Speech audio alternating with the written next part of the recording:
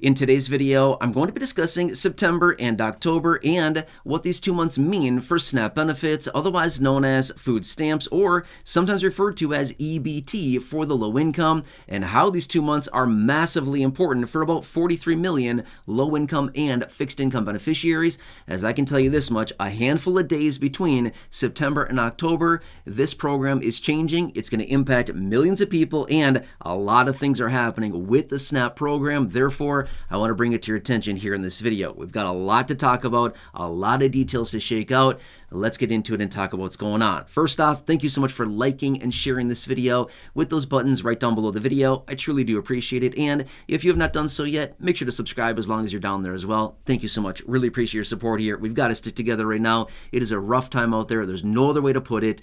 Thank you so much for being here. Anyway, let's get into it and talk about September, October, and what these 2 months mean for SNAP beneficiaries. Again, like I said, a lot of things going on. Now, I want to clarify really quickly.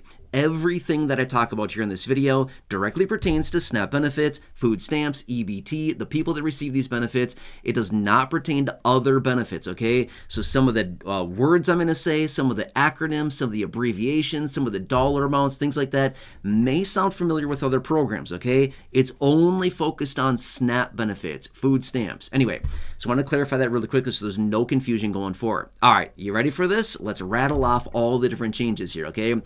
Now, we've got a couple of different things going on. Number one, the end of the fiscal year of 2024, the 2024 fiscal year for the federal government, not the calendar year, obviously, right? The fiscal year ends at the end of September, September 30th. The new 2025 fiscal year begins October 1st for the federal government. This is very important when it runs by SNAP benefits because SNAP benefits operate by the fiscal year, not the calendar year. Therefore, very important, okay? All right, so a couple different things going on here. Number one, a couple years ago, back in 2022, it was actually in December of 2022, we had a change that came into SNAP benefits. It was actually retroactive back to October 1st of 2022, but it ends September 30th of this year, okay? What is it? This is basically the reimbursement of any benefits that are wrongly taken from somebody from one of these skimming devices or possibly a cloning situation where somebody gets the card info.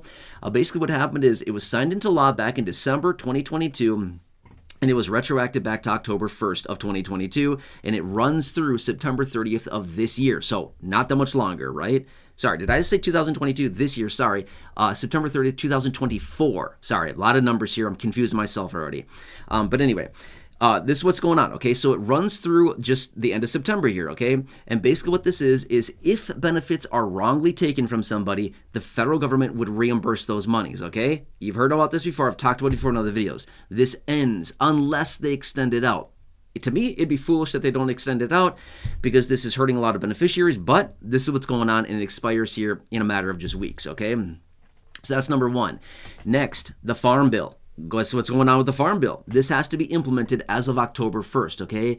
The new Farm Bill, we've talked about it before in other videos. This is going into effect as of October 1st, unless they happen to extend it out, okay? We'll have to see about this, but the beginning of the new fiscal year, that is when that starts. Next, the COLA raise. Again, I want to emphasize this. The COLA for SNAP benefits goes into effect October 1st, okay? Another very key detail about it, you'll get a little teeny tiny raise to benefits, but the COLA goes into effect October 1st as well. What also is starting October 1st is the increase of age to the ABAWD, able-bodied adults without dependents group of individuals, okay?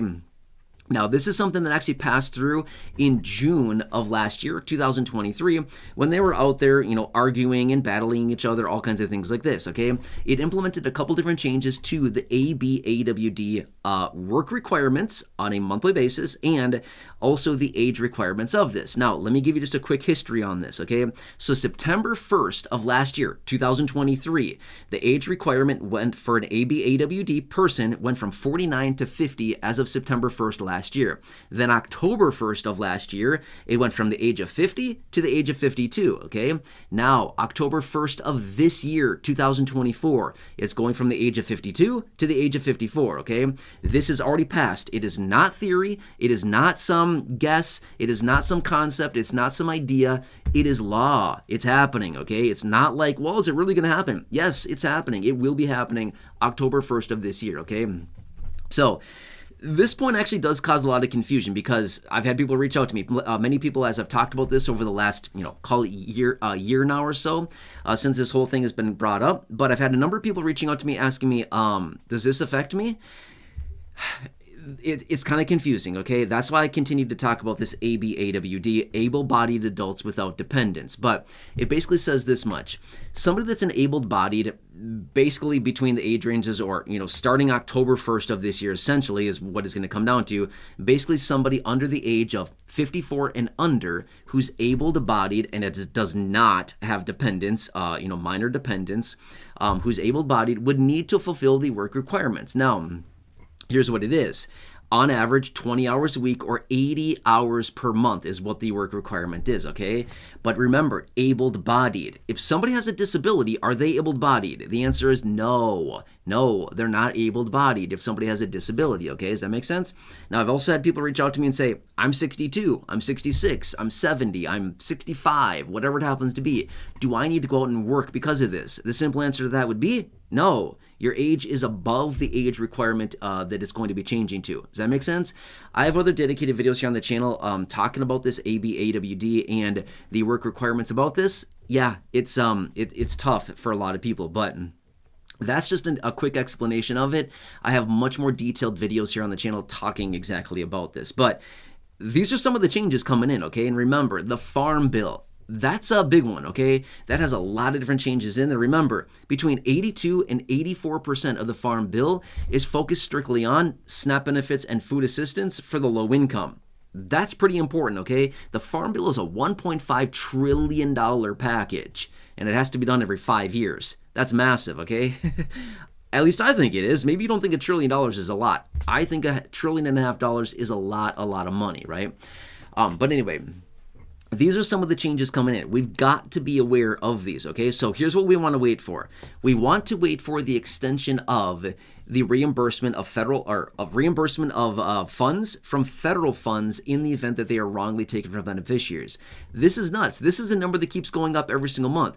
I continue to read reports on this. They've already paid out something like $170 million or something like that. It was I could be off on that a little bit. But anyway, I don't remember the exact number off the top of my head at this moment, but it's something like $170 million or something like that they've already paid out for beneficiaries that have had benefits wrongly taken from them. That's a lot of money, and a lot of money that beneficiaries would not have if this program was not in place, okay? It was a 2-year extension, or basically a 2-year piece of legislation that they pushed this out for October 1st, 2022 through September 30th, 2024. And that's like very soon, right? That's like now. So very important. So anyway, this is what I want to bring to your attention really quickly. These 2 months are pivotally important for SNAP benefits. And realistically, if I had to break it down, basically the last couple days of September and the first couple days of October are basically what it comes down to. It's mostly not even the entire months. I guess the entire month of September is realistically pretty important. But once we roll over to October 1st, it's kind of like everything should be done by then, right? So by the time we get to like October 2nd, October 3rd, the first week of October, it's pretty much like everything's done that's already going to be changed for the program. It should be anyway. That kind of makes sense. So anyway, does that make sense? Again, if you want me to come back and elaborate on any of this, please let me know down below in the comment section. But yeah, major changes coming in here. This is a very busy time of year because of the transference of, the current fiscal year into the new 2025 fiscal year for October and the transition, through September, things like this. A lot of things need to happen this time of year, and usually this is the time of year of delays, right? The good old month of delays is what we should call September, because that's literally what it comes down to with lawmakers. They push everything out. Oh, sorry, we went on vacation for 5 weeks and forgot. right? So let's push it out for a month or two or whatever. So we will see what happens here over the coming days, weeks, and months. But just want you to be aware of this. Things will be changing, guaranteed, for SNAP benefits. It's not a matter of how much is going to change or if it's really going to change. Yes, it is. But I guess the big question still is, how much is it going to change, and what's in it for the low income? Are they going to extend out some of these programs as well? That's another big question we still want to know the answers to. So either way, I'll continue to keep you posted on this. As I get more information, of course, I'll bring it to you right away. Please subscribe down below. Truly appreciate it. Otherwise, like the video down below, share the video, leave a comment down below. Go back and check out any other videos here on the channel, the thousands in the video library. Those have hand selected for you down below in the description at the top of the comment section. Or right now, popping up on your screen, you'll see some videos there as well. So take your selection now, and I'll see you again in just a minute in the next video.